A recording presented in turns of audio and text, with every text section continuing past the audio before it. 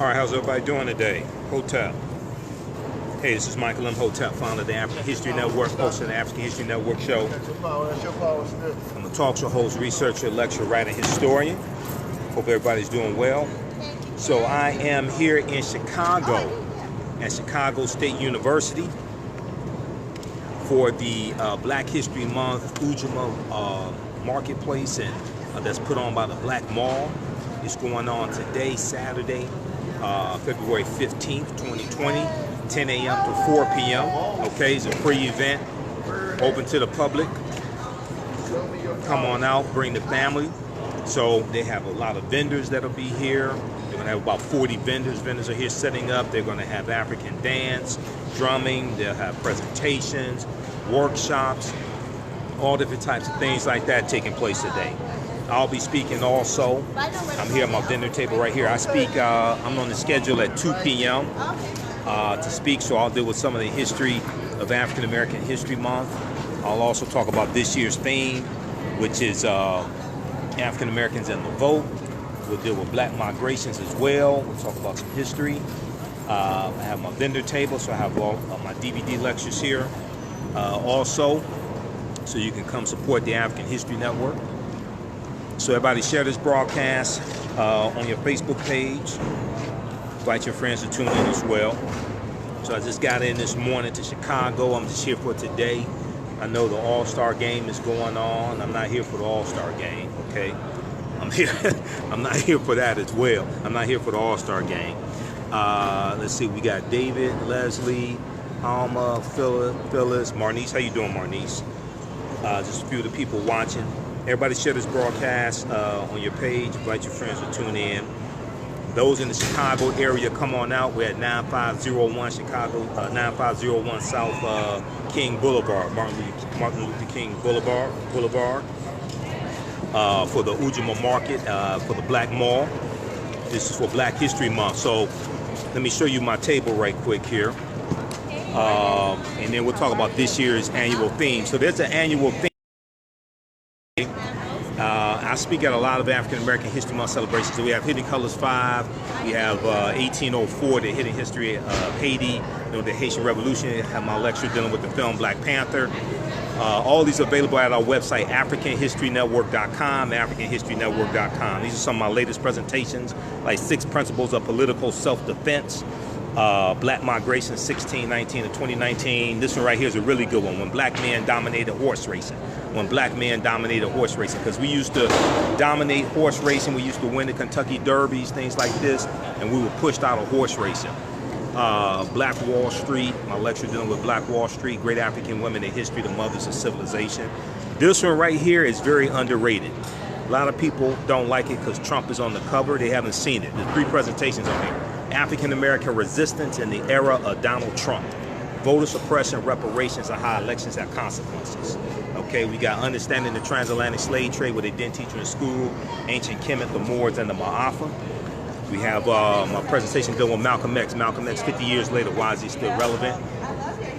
The distortion of the legacy of Dr. Martin Luther King Jr., the revolutionary, will not be televised on the television. So we have a lot of them discounted here today. Visit our website, AfricanHistoryNetwork.com. We have some special pricing online, special bundle packs. So this year's theme for African American History Month is African Americans and the vote. There's an annual theme. There's been an annual theme going back to 1928. I speak at African American History Month presentations all over the place. I'm speaking on Sunday in Detroit at St. Francis Missionary Baptist Church, 7021 West Warren Avenue, 2 p.m. to 5 p.m. That's a free event as well. And 99% of the time when I speak at events, people don't know the annual theme. They don't know that there is an annual theme. The annual theme gives purpose and direction. It takes you throughout history and looks at a specific theme, but also gives an opportunity to plan for the future. 2 main reasons for these annual themes, okay? One, to give you purpose, to give you structure, to give you direction. 2, the annual theme is also to be studied throughout the year, not just during the month of February. So when we talk about African American History Month, we have to talk about Dr. Carter G. Woodson, who co-founded the Association for the Study of Negro Life and History. September 9th, 1915 in Chicago, right here in Chicago, where I am today. This is where Asala was founded, okay? And he understood that we needed to have an organization dedicated to the documentation, the research, the preservation of the accomplishments and achievements of African Americans, African people in this country, but also on the continent of Africa and throughout the diaspora. When we deal with African American History Month, we started out as Negro History Week, the second week of February 1926. It was never designed to be the only time of the year that we study our history. It was never designed to be the only time of the year we study our history. African American History Month had a focus on children, and Dr. Woodson felt that second week in February was a period of time that children should show us what they have been studying year-round. We have it backwards the way that we do this. So the 2019 theme was Black migrations. Black migrations, looking at the migrations of African people, not just the transatlantic slave trade. And slavery in this country for 246 years, from 1619 to 1865. Not just the transatlantic slave trade, but also the Great Migration, Africans migrating into Kansas, okay, after the Civil War ends, those migrating out west as well. But we look at migrations even before the Great Migration starts. Great Migration, 1915 to 1970. We had 6 million African Americans approximately migrating from the South up north and out west, looking for a better way of life, trying to escape sharecropping, trying to get out of the, trying to escape domestic terrorism, things like this in the South, okay? Trying to escape the sharecropping and the poor conditions that some of them, many of them are facing. You're gonna have some who own larger farms. You're gonna have some that during that period of time of Reconstruction, this progress that we're making 1865 to 1877, but then when Reconstruction ends with the Compromise of 1877 and the Republicans agreed to let Rutherford B. Hayes, the Republicans agreed to remove the Union troops out of the South, which is what the Democrats want, in exchange for the Republican candidate Rutherford B. Hayes to become president. This is the Compromise of 1877. The Union troops are in the South to a certain extent protecting the rights of formerly free enslaved Africans. And this is going to end Reconstruction. It's going to really end that progress, and we have a reversal of those rights. We have a reversal of those gains that were made. And then whenever there's the periods of progress that African Americans make, there's always a backlash to that. And because we don't understand history, we don't understand how to perceive that threat coming towards us. These are some of the things I talk about in this presentation here: 6 principles of political self-defense, understanding how laws and policies impact the economic conditions of African Americans. Okay? Because if we understood Reconstruction, then we would see Richard Nixon coming in 1968. Because Richard Nixon was a backlash to a second Reconstruction, which was the Civil Rights Movement and the Black Power movement. Richard Nixon becoming president in 1968, running on a platform of law and order. He's a backlash to the Civil Rights Movement, backlash to the Voting Rights Act of 65, the Civil Rights Act of 64, affirmative action, September 1965, a backlash to the Black Power movement, a backlash to the rebellions that were taking place in this country, okay? Detroit Rebellion, 67, rebellion in Newark, New Jersey, 67, the other rebellions that are taking place as well, from 64 to 67. He's a backlash to all of that, okay? If we understood Richard Nixon, we would have seen Donald Trump coming and stop him. We didn't understand Nixon because we don't understand history. This is what I deal with in this presentation: African American resistance in the era of Donald Trump. And I deal with similarities between Nixon becoming president and Donald Trump becoming president, okay? Yeah, I know there was Russian intervention. I told you it was happening while it was happening. People didn't realize it because I read the CrowdStrike report and the Fidelis report like in July of 2016. So I knew what was behind the hacking of the DNC. But Richard Nixon had a campaign advisor named Roger Ailes. Roger Ailes goes on to found the Fox News Network. Roger Ailes felt that there had been a TV network that took the side of a Republican president and shielded a Republican president during a period of time of impeachment. He felt Richard Nixon would not have to have resigned from office. That was Roger Ailes, the founder of the Fox News Network. The Fox News Network just fulfilled their purpose for existing. The Fox News Network just fulfilled their purpose for being created by Roger Ailes, who was a friend of Donald Trump. Richard Nixon also had another campaign advisor and friend named Roger Stone. Roger Stone is a longtime friend of Donald Trump, about something like 40 years, known as the Dirty Trickster. Roger Stone has a tattoo of Richard Nixon's face between his shoulder blades on his back. Donald Trump's Attorney General William Barr just interfered into the sentencing of Roger Stone, who was convicted in federal court. We don't understand history, so we don't understand how to see these threats coming, so we don't understand how to take the proper action to defend against these threats. This is why we have to understand principles of political self-defense and understand history, because history and law intersect.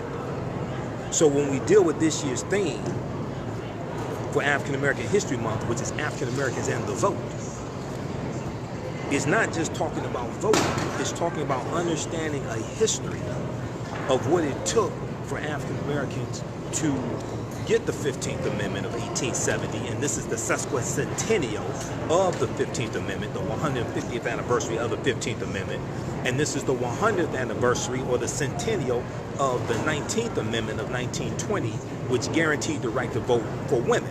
Now, what a lot of people don't understand, and when I did my African American History Month presentation in Detroit at Andy's Knowledge Cafe, what was that, February 8th? I think it was February 8th. The U.S. Constitution does not guarantee anybody the right to vote. This is what a lot of people don't understand, okay? The U.S. Constitution does not guarantee anybody the right to vote. It does not give anybody the right to vote, I should say. The U.S. Constitution does not give anybody the right to vote. What it does is it protects, it will, like the 15th Amendment protects the right to vote for men, okay? But it does not give the right to vote. There's a really good article from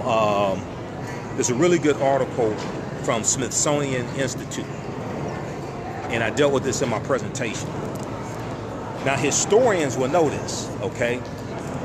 But the average person doesn't know this.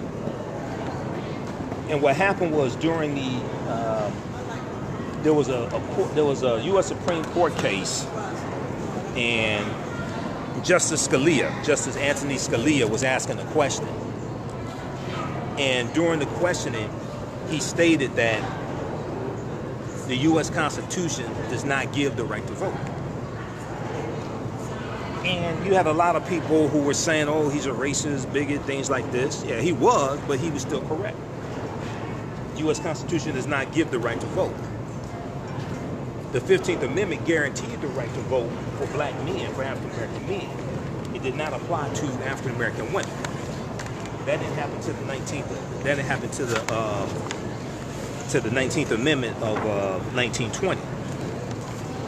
If you read this article here, does an amendment give you the right to vote? Does an amendment give you the right to vote? This is from the Smithsonian Institute, americanhistory.si.edu. Read this article, because we don't understand history and law. Does an amendment give you the right to vote? This came out February 3rd, 2020. February 3rd was the 150th anniversary of the passing of the 15th Amendment, okay? And it talks about how the U.S. Constitution does not explicitly give the right to vote. But the 15th Amendment, what it does is it guarantees the right to vote. So for the 15th Amendment, there are only two sections to the 15th Amendment. There's only two sentences. This first section says the right of citizens of the United States to vote shall not be denied or abridged by the United States or by any state on account of race, color, or previous condition or servitude, okay? So it says the right of citizens.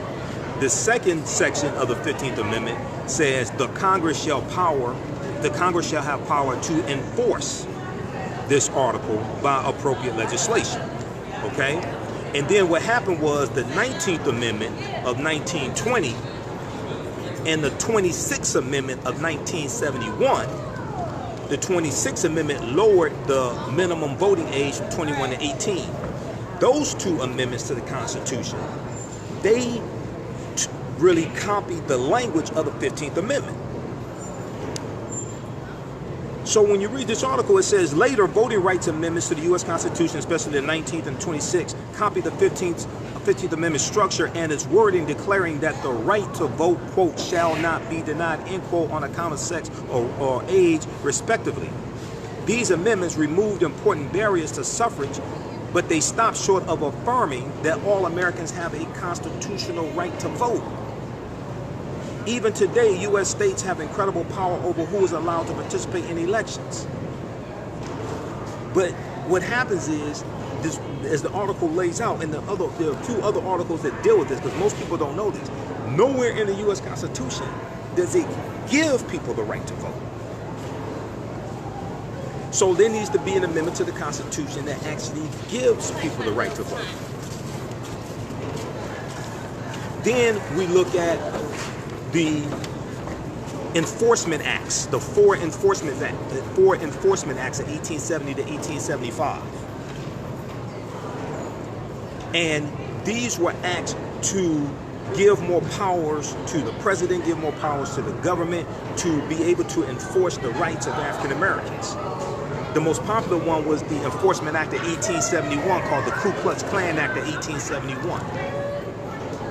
It's still on the books today. It was weakened by the U.S. Supreme Court case of 1882. It's still on the books today. So prosecutor, the St. Louis prosecutor, Kimberly Lawrence, African-American female. You may have heard that there's an African-American female prosecutor who was suing the city of St. Louis, okay, regarding racism, and this is dealing with authorities in St. Louis and the police interfering with her being able to do her job. Well, she's suing based upon the Ku Klux Klan Act of 1871, which gives power to the president to send in troops to enforce the law.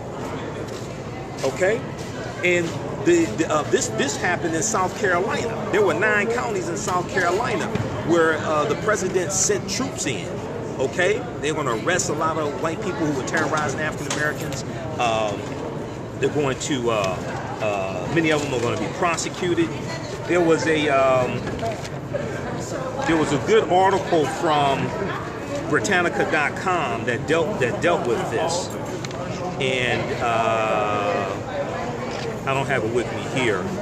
But if you go to Britannica.com and look and research the enforcement acts or the force acts, it talks about this. I dealt with this in my presentation. But see, these are the types of topics we need to talk about during African American History Month. This is why there's an annual theme each year. The way many people are celebrating it, we're not getting the full usage out of it, and don't understand the full intent. African American History Month is not just about talking about black superheroes. It's not about talking about a bunch of runaway slaves and things like this. Because a lot of these African American History Month celebrations, even though people mean well and spend a lot of time putting them together, it becomes celebrations of the first Negro to do this, the first Negro to do that, and you're dealing with individuals as opposed to understanding movements of people, as opposed to understanding migrations of people and fights that people are engaged in, causes people are engaged in. Well, there's protesting against the movie The Birth of a Nation in 1915 that the NAACP was involved in. Well, there's fighting for the anti-lynching laws in the 1900s that Madam C.J. Walker was involved in, and James Weldon Johnson, and the Silent March in 1917 when 10,000 African Americans are marching down Fifth Avenue in Manhattan demanding anti-federal lynching laws. And a lot of that had to do with the East St. Louis race riot in 1917, East St. Louis, Illinois race riot in 1917. Okay, so and then understanding the Red Summer of 1919 that took place the year after World War I ended in 1918. And this is toward the beginning of the Great Migration, and African Americans are moving up north. And as more African Americans move into these northern cities, you have more racial tensions and a greater demand, a greater competition for jobs, a greater demand for housing. And this causes a racial conflagration. It explodes in Detroit, not in 67, but in 1943. During World War II, the Detroit race riot in 1943, up and down Woodward Avenue. Okay, well, white people are attacking African Americans. African Americans are fighting back. We see 1919 right here in Chicago, the Red Summer, July 27th. The race riot jumps off here in Chicago, July 27th, after a 17-year-old African American boy named Eugene Williams was stoned to death while he was in the Lake Michigan. It was Lake Michigan. And he was at the beach. He crosses the imaginary line that separates the white side of the beach from the black side of the beach. Okay, the police show up. They don't arrest the white guy that threw the stone, that threw the rocks that killed him. Black people pointing them out. Black people start fighting against the police. This erupts into a number of days of what's known as the Chicago race riot of 1919. There were 25 major, over 25 major race riots in 1919. Okay, we see the Elaine, Arkansas riot in 1919. We see it here in Chicago. We're going to see it in other cities across this country. And when these brothers come back home from serving in World War I, it's about approximately 340,000 African American men serving World War I. 5 million Americans in general, most of them white. When these brothers come back home, they learn military strategy. They learn how to fight, how to shoot. We know about the Harlem Hellfighters, which was a well-known division of African American troops in World War I. These brothers come back home. They say, we're not dealing with all this segregation and racism and stuff like that. We want all of our rights now. And these brothers are using their military skills to protect their communities when the Red Summer jumps on. And when you have the Marcus Garvey movement gaining steam in the 1910s, because he comes to this country in 1916, starts setting up chapters. Then we go into the 1920s. You have the Association for the Study of Negro Life and History, 1915. You have the Negro History Week, 1926. All this stuff. So all these things are taking place around the same time. You have the Harlem Renaissance of the 1910s going into the 1920s. So you have a lot of these things taking place at the same time. So when we have African American History Month, we don't just study individuals. We study the movements and the circumstances that created these individuals, but also we study all these unsung heroes as well. Okay? So we have to give this monthly cultural celebration more purpose, more understanding. How's everybody doing? If you like this type of information, also you can donate to the African History Network, paypal.me/the AHN show, paypal.me/the AHN show, or through Cash App, $ the AHN show through Cash App. We'll post it here. It's $ the AHN show through Cash App. It really helps support, helps when I have to travel out of state. Things like that, cover expenses. And then all my lectures are available at our website, also AfricanHistoryNetwork.com, AfricanHistoryNetwork.com as well. Okay. If you want me to do a presentation for your group or organization, email me at customer service at AfricanHistoryNetwork.com, customer service at AfricanHistoryNetwork.com also. Okay.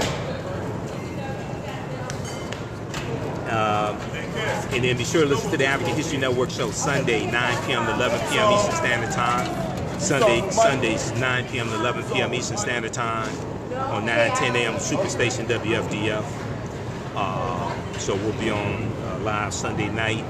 We broadcast on our Facebook fan page, the African History Network as well.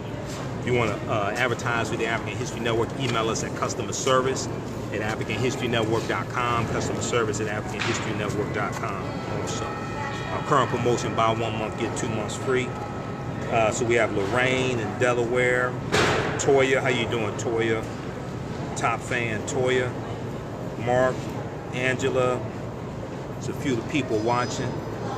Okay, follow us here on our fan page, The African History Network, The African History Network. I'm Michael Imhotep, founder of the African History Network, host of the African History Network show. I'm a talk show host, researcher, lecturer, writer, historian. So I'm here today in Chicago, for those just tuning in. Chicago State University, 9501 South King Drive, I think it is. And we are here in the JDC Gymnasium. Okay, JDC Gymnasium. We're here for the Black Mall, Black History Month, Ujamaa Marketplace. Okay, the Black Mall, Black History Month, Ujamaa Marketplace. They're going to have entertainment. They're going to have African dance, drumming, they'll have workshops, panel discussions. I'm speaking today. I'm scheduled to speak 2 p.m. to 2:15 p.m. This is free and open to the public. There are about 40 vendors here. My vendor table is here as well. I have my DVD lectures. You can come support the African History Network. Bring the family. There's food vendors, jewelry, soaps, t-shirts, all different types of things. People in here setting up right now. So it's 10 a.m. to 4 p.m. 10 a.m. to 4 p.m. today, free and open to the public, okay? Visit theblackmall.com for more information. Theblackmall.com for more information. We have the information here in the description, okay? Information's here in the description. So those in the Chicago area, come on out. Cynthia, how you doing? Cynthia, Lorraine. Cynthia said our history is so vast. Yes, our history is so vast. Unfortunately, what happens is a lot of times when these African American History Month celebrations are organized, same thing with Dr. King Day. I've been at Dr. King Day celebrations, and I'm like, who is it that you're celebrating? It's like, have you ever studied Dr. King? You ever read any of his books? Read any of his writings? Read the King papers? It seemed like you ain't never studied Dr. King before. Just some of the nonsense that I hear. Okay, Cecilia, good morning, Michael, and our beautiful queens and kings. Yep. All right, John Ray, how you doing, Mashawn? Okay, so look, guys, we got to get out of here. Come on out, Chicago State University today, 10 a.m. to 4 p.m. Visit our website, AfricanHistoryNetwork.com. All of my DVD lectures are there. We have bundle packs also. You donate to the African History Network, $, the AHN Show through Cash App, $, the AHN Show through Cash App, or PayPal.me/the AHN Show. Okay. All right, we have to get out of here. Remember, right knowledge corrects wrong behavior. It's not over till we win. Wakanda forever. Oh, by the way, One United Bank, right? They have a new promo with Harriet Tubman. Okay. And she's doing like this. She's not doing the Wakanda salute. Stop saying that. That is the American Sign Language symbol for love. When you actually read the articles about this, that's what she's doing. She ain't doing the Wakanda salute. And I can tell she's not doing the Wakanda salute because the Wakanda salute is not left over right, it's always right over left. Because that is the position of the Nasubiti, the Nasubitis, the pharaohs. When you look at the pharaohs and they're deceased, they have their arms crossed, it's always right over left. That's where the Wakanda salute comes from. Ancient Kemet, ancient Egypt. It's a symbol of power. It's a symbol of royalty. It's never left over right. It's always right over left. Okay? So when you do the Wakanda salute, do it correctly. Right now it's correct. Wrong behavior is not over till we win. Wakanda forever. We'll talk to you next time. Peace.